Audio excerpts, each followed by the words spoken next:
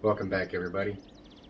So somebody asked me the other day what my most unique pet was, and I'm pretty sure they was expecting me to mention one of my reptiles. But we've got a couple little critters here that we just happened to cross by chance, and I'm going to tell you the story about them and introduce you to one of them here when we come back on Intrepid Exotics.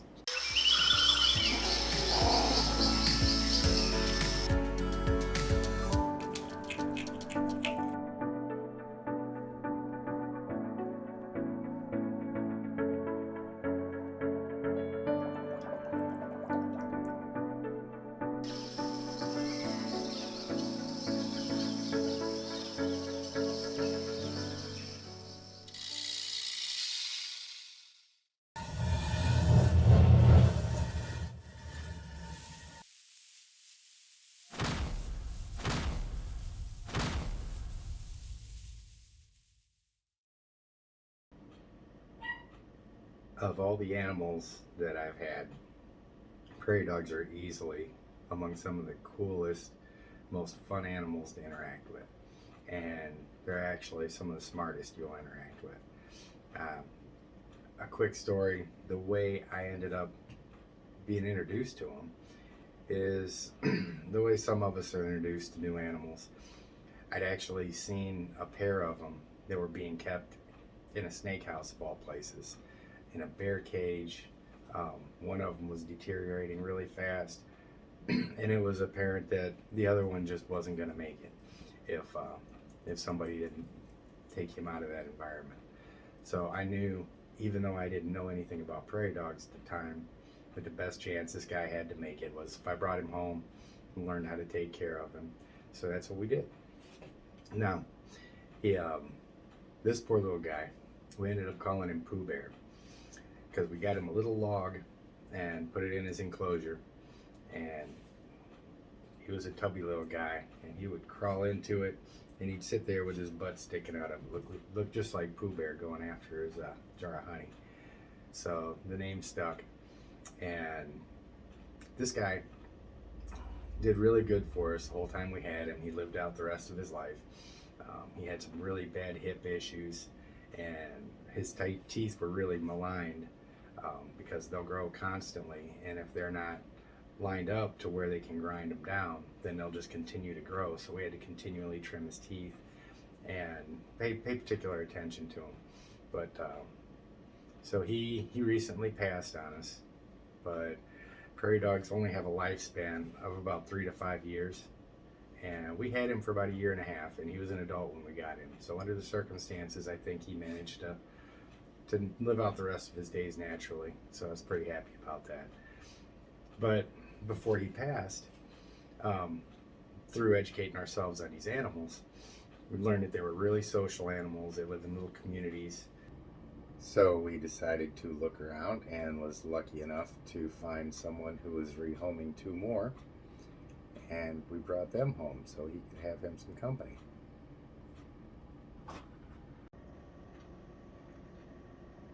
And the pair that we brought home, we named them Archie and Edith Bunker, and I'll introduce you to Archie right now. However, he is not big on the lights and doesn't like sitting still for the camera at all. So it's probably going to look more like a blooper reel. But this is half of our latest pair that we have. So I want everybody to meet Archie, and he is a prairie dog. And as you can see, he really loves banana chips.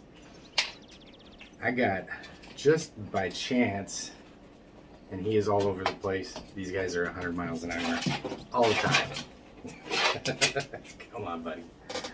Come on.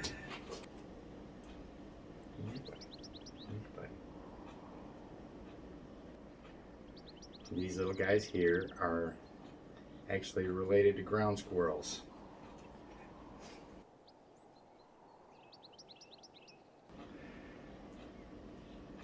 So I'm not going to have him out very long because these guys are notorious for not wanting to sit still for very long. And they've actually got one of the most highly evolved means of communication of any animal that's been studied so far, to include whales, dolphins, primates. So it was really interesting to start to learn how these guys act and interact with each other and so forth. Um, the studies, and I can provide a link in the description if you're looking for more information about it, um, from the man who did the studies on it. It was really interesting stuff. In the course of study, they determined that they have such a highly evolved means of communication that they can differentiate between a coyote and a domesticated dog. They can, they've got different sounds that they'll make for birds, for snakes, even for human beings. And it's believed that they can differentiate between colors as well. Like a human being that walks up to them, they'll make similar sounds indicating that it's a human being, but there'll be a different sound attached to those based on whether they're wearing a red shirt or a blue shirt. So it's really neat to see how complicated and comprehensive their communication system is amongst themselves. Um, as far as being pets, they're awesome. They're adorable. Um, they require a good deal of attention. Not so much in the care. I mean, their care is pretty simple, especially compared to some of the reptiles. But you have to really watch them because these things are like little miniature teacup beavers, and they will eat anything that they can get in front of them. You've really got to make sure that you're keeping them in some kind of a cage that's got steel bars on it, without a whole lot of plastic accoutrements on it, because they will go after everything. They love shredding anything that they can get their teeth on, making bedding out of it and so forth. And you've really got to watch them. If you let them out, run around, and so forth, they will go after your baseboards, they'll go after your walls, your doors, doesn't matter. So it's definitely not an animal that you want free roaming in your house, unsupervised, unless you really love doing trim work. But they're definitely the neatest animals to have around in the house. I'll their room is actually right next door to my office, so I'll be sitting in the office working or something, and every time I cough or sneeze or something like that, they're picking up on that and they'll start barking back to me from the next room, and it's just the coolest thing. But as far as being able to have these things as pets in a really widespread way, the way you might have hamsters, gerbils, things of that nature, ferrets, it's I'm not entirely sure how easy that would be. Main reason being is they have a really unique breeding cycle, and that consists of 1 hour per year. Some think a little bit less than an hour. Females have only got 1 hour per year that they breed, and when they do breed, they're going to have between 3 to 6 pups, something like that. And of course, the mortality rate in the wild is pretty high generally for animals. So it's really concerning about how these populations are going to be looking down the road. Of course, you know, you're looking at less than 10% of the original population left because of the loss of their environment, and plus how difficult it is for them to reproduce, and how difficult it's going to be to breed them in captivity.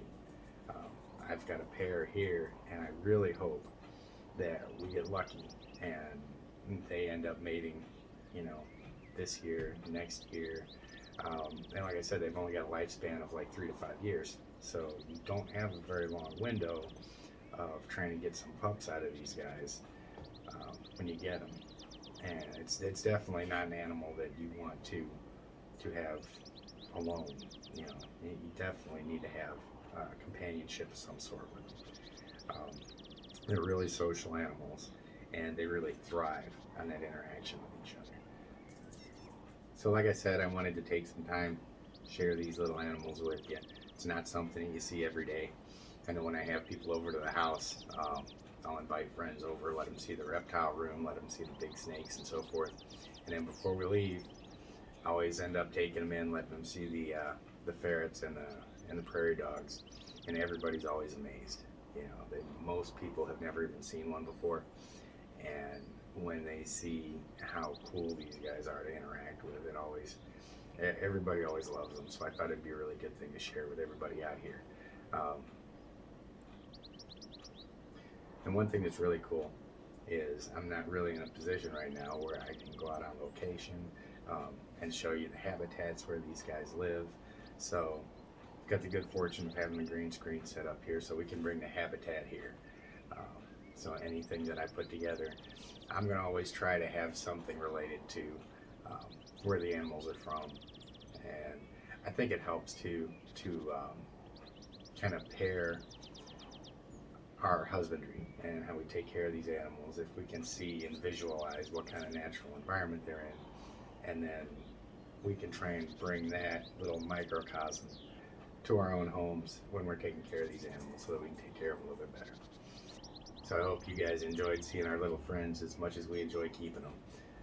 They're definitely a lot of fun, and if you've got an opportunity to take some in, learn about them, they're not too bad. They just take a little bit of attention. So again, hit the like button, subscribe, keep up with what we're doing. We're just getting fired up here, and I intend to be putting out a lot more content. I want to gear stuff. Again, like I said, I only want to talk about the things that you guys want to hear about. And the only way I'm going to know that is if you guys get down in the comments, let me know what you want to hear more about, and I'll be more than happy to put something together. I want to be putting out at least 1 or 2 videos a week, so there's definitely more to come. So keep an eye out. I look forward to seeing you guys out there. Have an outstanding day, and I'll see you next time on Intrepid Exotics.